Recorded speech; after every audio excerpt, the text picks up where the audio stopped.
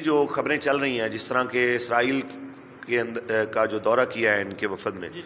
Plus اس کے کوئی 295 کے حوالے سے بھی خبریں گردش کر رہی ہیں کہ شاید اس قانون کے اندر بھی رد و بدل کے حوالے سے کر رہے ہیں۔ تمہارے اوپر ایک سنگل FIR ہوئی ہے اور تم خود جا کے اقوام متحدہ کو کہہ رہے ہو کہ آؤ اور ہمارے ملک کے قانون میں مداخلت کرو۔ علامہ صاحب، میرا آپ سے یہ سوال ہے کہ 295 قانون کے حوالے سے جو ترمیم کی جا رہی ہے، بار بار کوشش کی جاتی ہے، آپ اس حوالے سے کیا کہیں گے؟ کیا کوئی واضح پیغام نہیں دیا جا سکتا تاکہ یہ کوشش ناکام ہو؟ دیکھیں جی، 295 جو ہے یہ تمام دین دشمن قوتوں کی آنکھوں میں کھٹکنے والا قانون ہے۔ قادیانی اور قادیانی نواز جتنے بھی ہیں ان سب کو اس قانون سے بہت تکلیف ہے، اور اگر آپ یہ کہیں کہ وہ کسی ایک جماعت میں ہے تو یہ غلط فہمی ہوگی آپ کی۔ وہ نون لیگ کے اندر بھی، وہ PTI کے اندر بھی موجود ہیں۔ کہ ابھی وہ شیریں مزاری نے ریسنٹلی جو ہے جس وقت ان کے اوپر ایک پرچہ ہوا تھا مسجد نبوی میں جو نعرے بازی ہوئی تھی اس کے خلاف، تو اس نے خط لکھا اقوام متحدہ کو کہ جناب یہ جو قانون ہے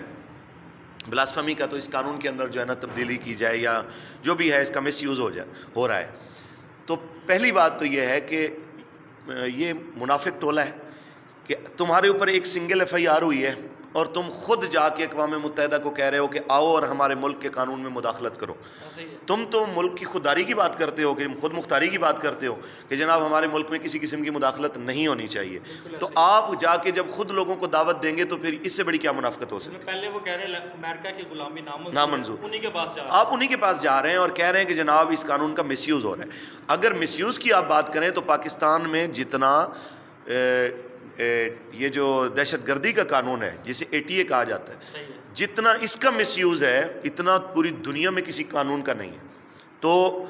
آپ نے اگر کسی کو یقین نہ ہو تو وہ تحریک لبیک میں ہونے والی جو 1000 سے زیادہ FIR ہیں آپ ان کو اٹھا کے دیکھ لیجئے، آپ کو اندازہ ہو جائے گا کہ جو جلسے میں آیا ہے وہ بھی دہشت گرد ہے، جس نے لبیک کا نعرہ لگایا ہے وہ بھی دہشت گرد ہے۔ تو ہم نے تو نہیں کہا کسی کو کہ بھئی آئیے اور ہمارے ملک میں مداخلت کیجئے اور ہمارے قوانین کو تبدیل کیجئے، کہ ہمارا اندرونی معاملہ ہے، ہم اس معاملے میں کسی غیر کو مداخلت کی جو ہے وہ اجازت نہیں دے سکتے۔ تو اس معاملے میں PTI بھی، اس معاملے میں نون لیگ بھی شامل ہے کہ آپ کو پتہ ہے کہ کچھ سال قبل جو ہے میاں نواز شریف نے یہ کہا تھا کہ قادیانی جو ہیں وہ ہمارے بھائی ہیں اور ہمارا اثاثہ ہیں۔ تو جن کو منکرین ختم نبوت اپنا اثاثہ نظر آئے تو ہم ان سے کیا اچھائی کی امید رکھ سکتے ہیں؟ اس سے اگلی بات کریں اگر ہم پیپل پارٹی کی تو ان کی صورتحال یہ ہے کہ ذوالفقار علی بھٹو کہ جن کو باقاعدہ طور پہ یہ کہا جائے، دیکھیں کسی بھی سیاسی لیڈر کا کوئی اچھا کام ہو تو اس کو سراہنا چاہیے،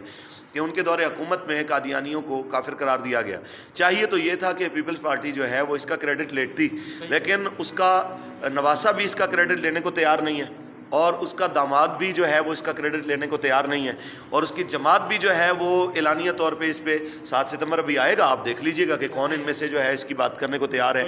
کوئی بھی نہیں ہے تیار۔ تو ختم نبوت کے معاملے میں، ناموس رسالت کے معاملے میں، پونی صدی میں اگر آپ کو نظر آئے ہیں کوئی اس معاملے میں